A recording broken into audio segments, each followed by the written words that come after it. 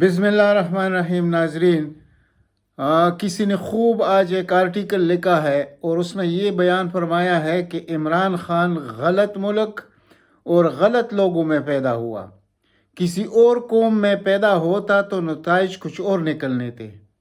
یہ قوم عمران خان جیسے رہنما کے قابل نہیں ہے۔ یہ ذہنی طور پر غلام قوم کا ملک ہے۔ اس قوم پر جعلی کوئین اور بلاول جیسے درمیانے مخلوق کی حکمرانی چاہیے۔ اس ملک کے عوام اس قابل ہے کہ جعلی ادارے اور جعلی لیڈرشپ ان پر مسلط رہے۔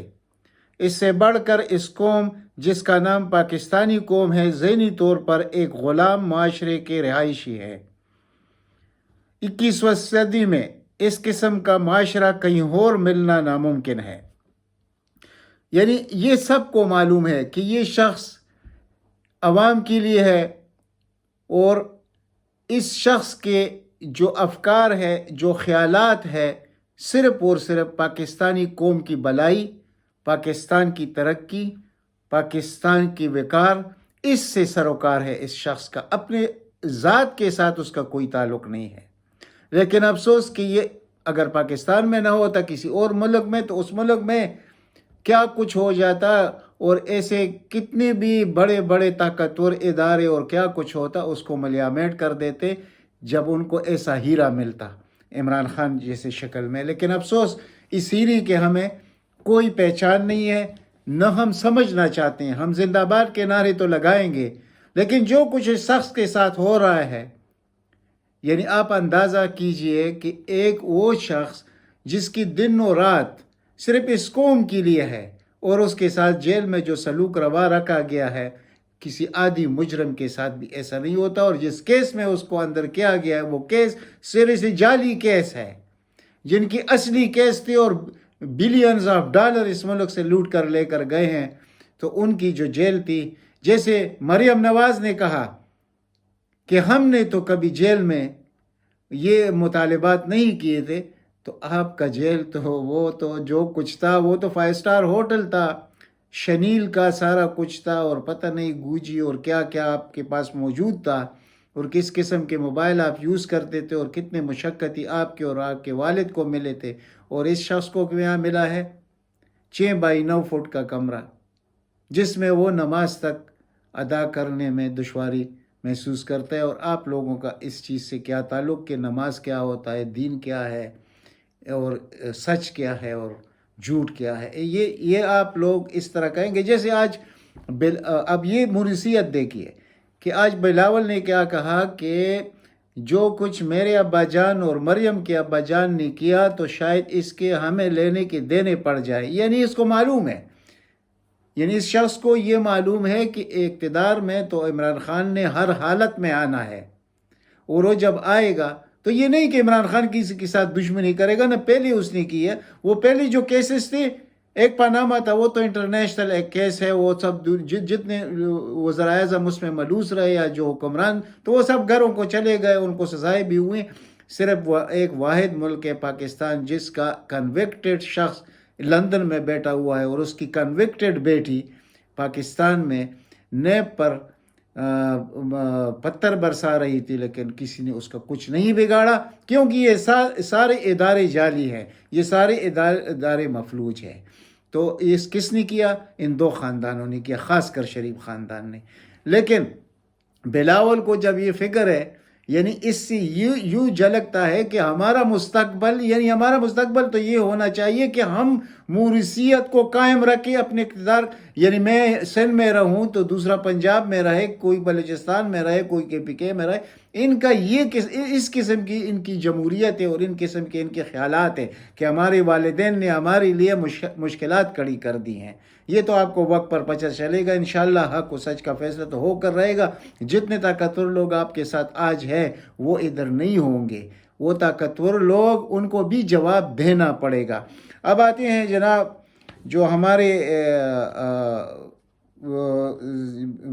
چیف آف سٹاف صاحب یعنی جنرل عاصم منیر صاحب نے کیا کچھ آج فرمایا ہے، یعنی کل قبائلی علاقے میں، اور اس کا ابھی تک مطلب سمجھ نہیں آیا کہ وہ افغانستان کی حکومت کو وارننگ دے رہے تھے یا عمران خان کو وارننگ دے رہے تھے، اور اس میں پھر قرآن کا حوالہ بھی دیا گیا کہ احسان کا بدلہ کیا احسان ہونا چاہیے یا نہیں.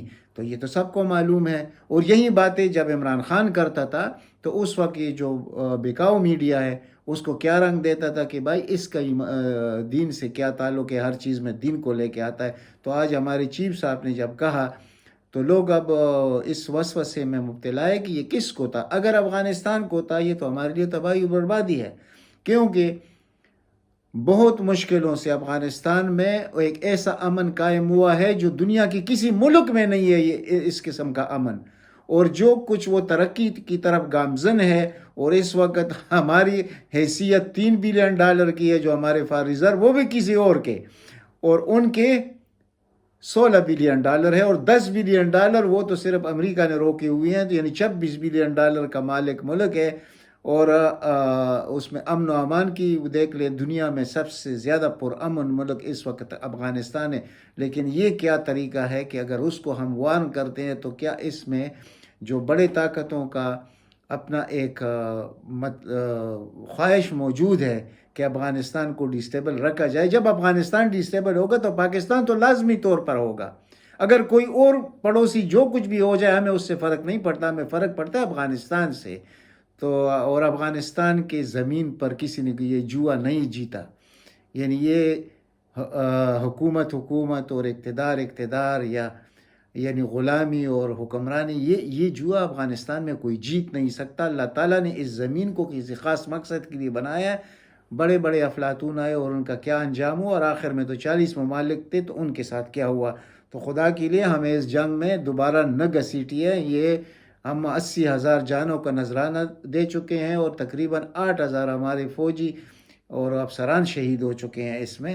تو ہمیں دور رکھا جائے اس سے، بجائے اس کے کہ جا کر بارڈر پر ایسی بیان دیا جائے. اور اگر عمران خان تو آپ نے رکھا ہوا ہے اندر، عمران خان سے ڈر کیا ہے، لیکن ڈر جو ہے تو وہ عوام سے ہے.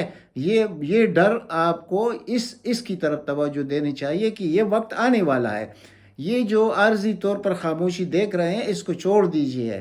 جو جذبات لوگوں کے ہیں اس وقت وہ ایک دم ابل پڑیں گے، اور جب وہ ابل پڑیں گے نہ کوئی پھر میرا خیال ہے جو خواہشات ہے، اور خواہشات کیا ہے کہ پاکستان میں $10 ٹریلین، بلین نہیں ٹریلین، کرب جس کو کہتے ہیں، $10 کے خزانے موجود ہے پاکستان میں. اور یہ جو ون ونڈو آپریشن کی ہم سن رہے ہیں کہ نہیں ابھی تو CFI بن گیا اور پتہ نہیں کیا بن گیا، ون ونڈو آپریشن ہوگا اور دنیا آئے گی اور کوڑیوں کے دام، یعنی ہوگا تو یہ کہ یہ ہمارے پاس جو سونے کے ذخائر ہے، جو لیڈ کے ذخائر ہے، کوپر کے ہے، کوئلے کے ہے، اور کیا کچھ نہیں ہے، لیتم تک موجود ہے.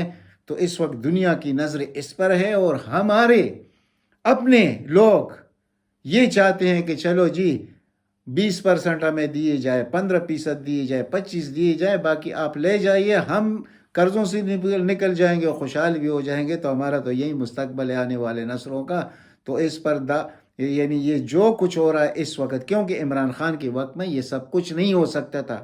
وہ پاکستان کو امانت سمجھتا ہے، پاکستان کے اموال جتنے ہیں اس کو پاکستان کی امانت سمجھتا ہے. وہ یہ قسم کے کاروبار میں شامل نہیں ہے کہ امپورٹڈ لوگوں کو لا کر یعنی بہانے سے وہ سامنے اور پیچھے سے یہ جو طریقہ کار اپنایا جائے گا پاکستان کے ذخائر کے ساتھ کیا کچھ ہوگا یہ آپ کو آنے والے وقتوں میں پتہ چلے گا. خدا نہ کرے اس وقت تک ہم چلے جائیں.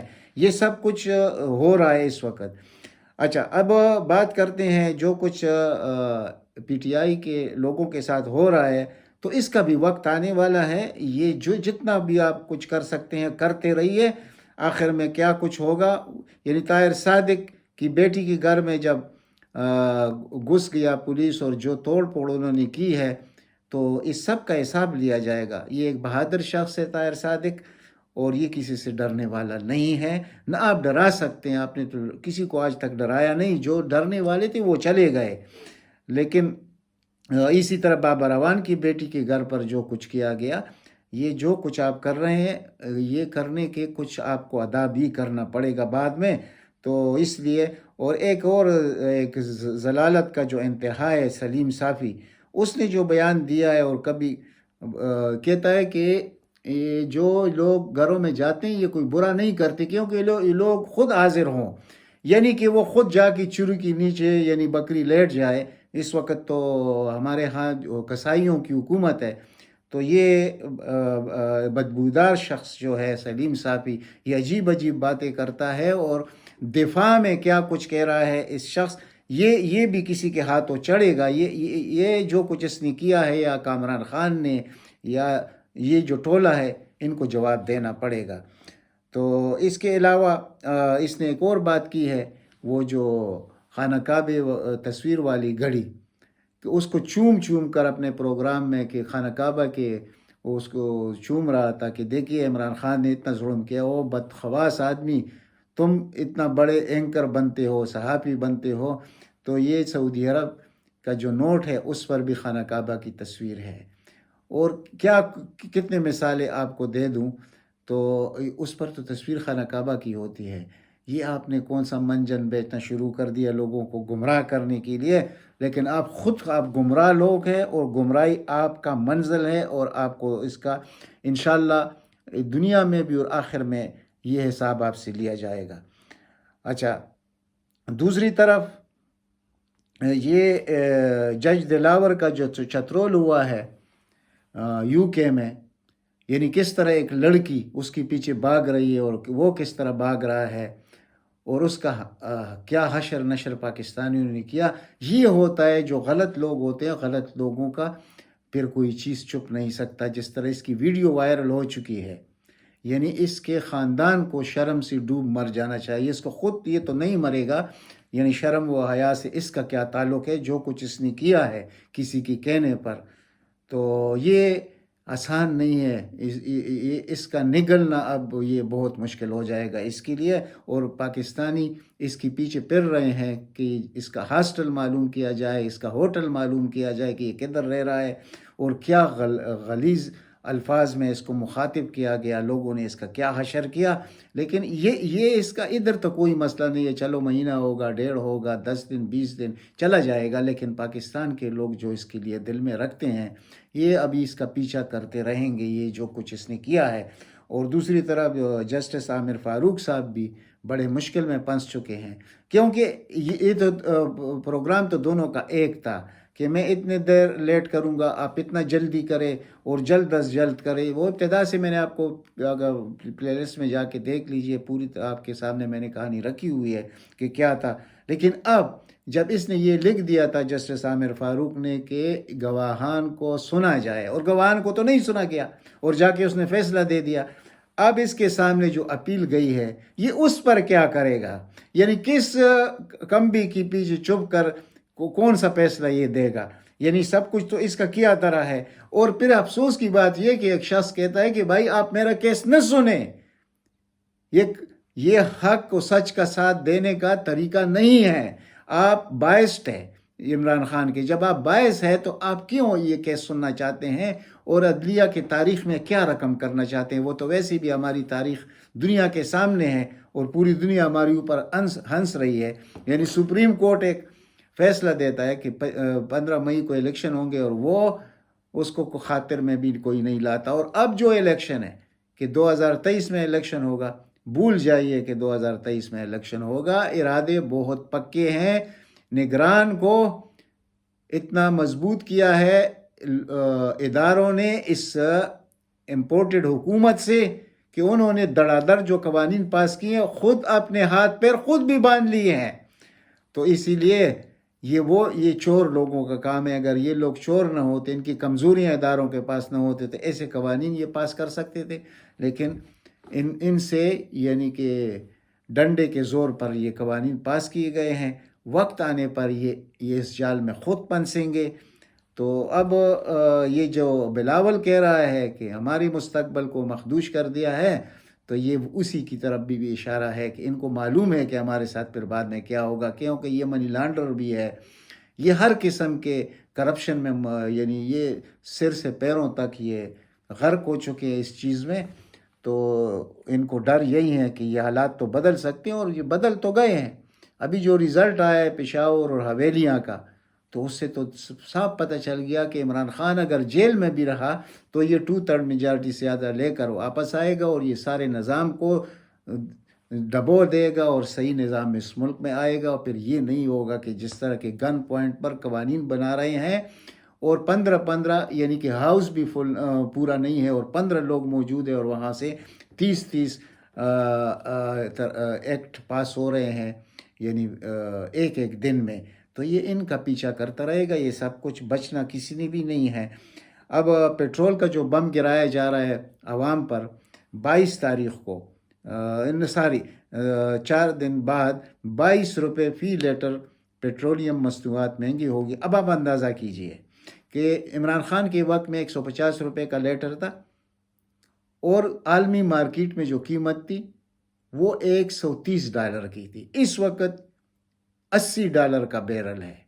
عمران خان آپ کو 130 میں خرید کر بھی آپ کو 150 میں دے رہا تھا اور مزید کم کرنے کے لیے جو رشیا سے معاہدے کر رہا تھا وہ پھر 60-70 پر آ سکتا تھا یہ لیٹر اور آج 300 تک یہ پہنچ چکا ہے. یہ 22 کے اضافے کے بعد یہ 2-4 دن میں آپ کو نظر آ جائے گا. تو انہوں نے جاتے جاتے جو عوام کی دشمنی کی ہے عوام اس کو بھول تو نہیں سکتے. اور اس کے علاوہ جو ٹیکس لیا جا رہا ہے ایک لیٹر پر وہ 108 روپے ہے. آپ اندازہ کیجئے کہ ان لوگوں نے ان جعلی حکمرانوں نے قوم کا کیا حشر کر دیا ہے. اب تک اتنا ہی. انشاءاللہ ملتے اگلی ولاگ میں. اگر ہو سکے تو اس چینل کو سبسکرائب کیجئے. اللہ تعالیٰ آپ سب کو اپنے حفظ و امان میں رکھے. والسلام.